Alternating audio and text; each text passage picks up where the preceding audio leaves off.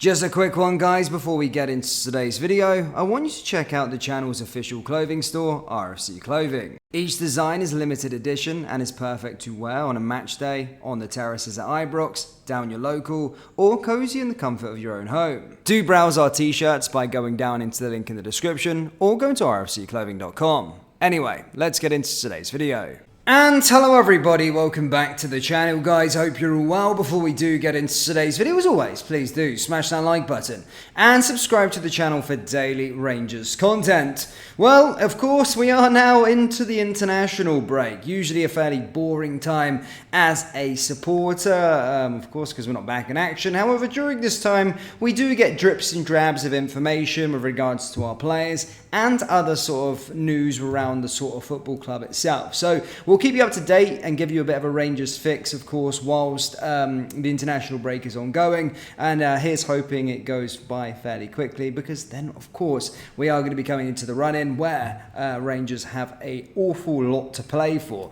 And I was actually thinking over the last 2 seasons. Of course, we went on the Europa League run back in 2022. We've always felt that after this March international break, over the majority of the last 5 years of being a Rangers fan, apart from 2022 and apart from 2021, it's been a pretty barren time. Usually our season is actually over, and it feels a bit different, actually, that we're going into a title race following this international break. So a lot to look forward to, a lot to play for. But as I said when we were in the lead up to the international break, guys, is that we needed this. We really did need this. We were running on fumes, and as stated, players hopefully will return.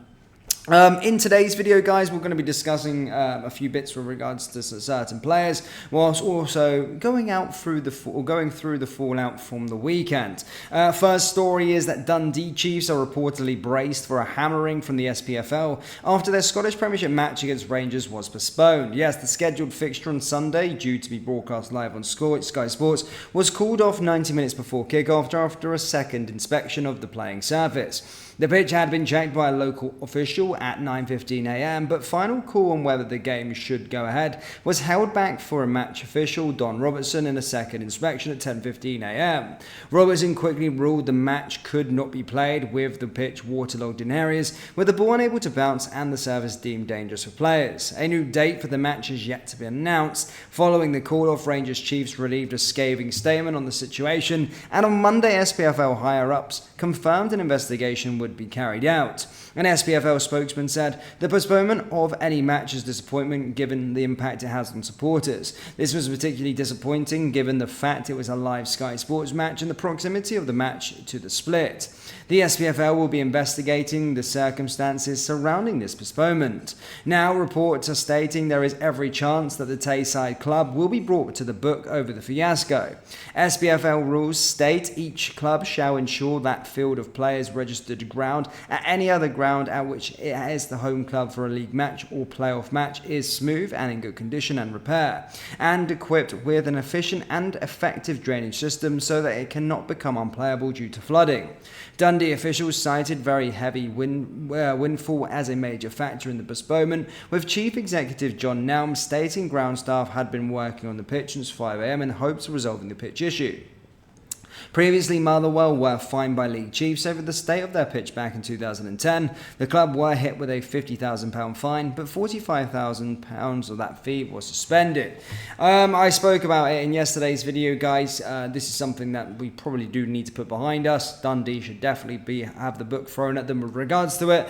But as I stated yesterday, there can be a solution. We can take the Eredivisie model and potentially give a percentage of all of the European money made up by Scottish teams to keep all pitches within the league up to a standard that is safe and isn't a disgrace to this football league. So yeah, interesting there. But here's Dundee. They look like they're going to be getting fined for their for their pitch basically being in shit state. Now, in terms of this one, guys, this is a bit of big news with regards to, I know we have been in a bit of an injury crisis as of late, and Rangers winger Ross McCausland will now miss Northern Ireland's upcoming friendlies against Romania as he continues to recover from injury. Yes, McCausland has flourished during his breakthrough season for the Light Blues and already earned a first senior cap for his country last November. His impressive form ensured he was given the call again ahead of the latest international doubleheader when when Northern Ireland's visit Romania and Scotland, despite hobbling off in Rangers' Scottish Cup quarter-final win over Hibernian.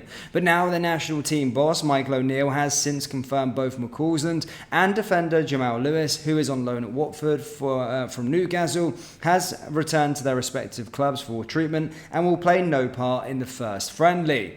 Although O'Neill doesn't think the pair will be out for long and is hopeful they could even be fit for next Tuesday's clash with Scotland at Hampden Park. He said both Ross and Jamal have gone back to their clubs for treatment, but hopefully they will join us when we arrive in Scotland for the second game. So, big news with regards to Ross McCausland. The fact that he's not going to international duty bodes well with us because we do have a current lack of wingers, actually. That's something that we are very scarce of.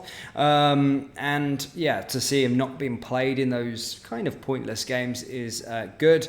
But also on the flip side of that his injury isn't that bad and that he could be available for their second match. But I feel like it will be unlikely that he'll be involved. Likely just rest up and just go again ready for the run-in, and Rangers will look to try and sort that. So yeah, big news with regards to Ross McCausland. It doesn't look serious, but the right thing has been done. He's been allowed to recover whilst this international break is ongoing.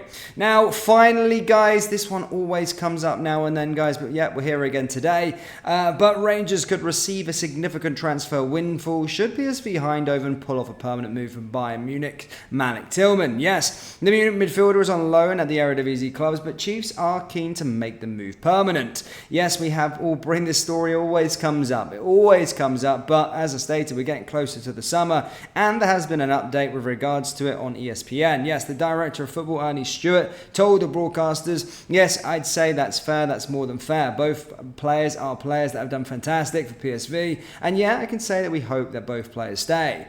Any transfer fee can see Rangers receive kickback of the profits after Tillman's stint at Ibrox. Rangers reportedly received a £1 million fee in the compensation from Bayern Munich after the Bundesliga giants pulled out of a deal to sell Tillman to Rangers. Then manager Michael Beale was keen on a move for the USA international, but Bayern re-hinged on an agreement which could have seen Tillman move to Ibrox full-time.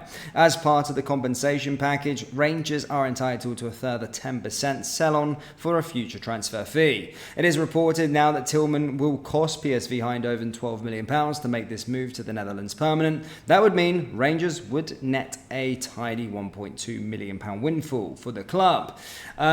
So yeah, as stated, guys, that one keeps on coming up ever so often, and it still does look like that deal is going to go ahead and that Malik Tillman will be a PSV player come the end of the season, which would see Rangers get a £1.2 million fee and see us get around £2.5 million for our involvement in Tillman, which is kind of money for nothing considering he's never been our player. But yeah, that's all I've really got for you today, Rangers fans. As stated, a very, very quiet day, nothing much on.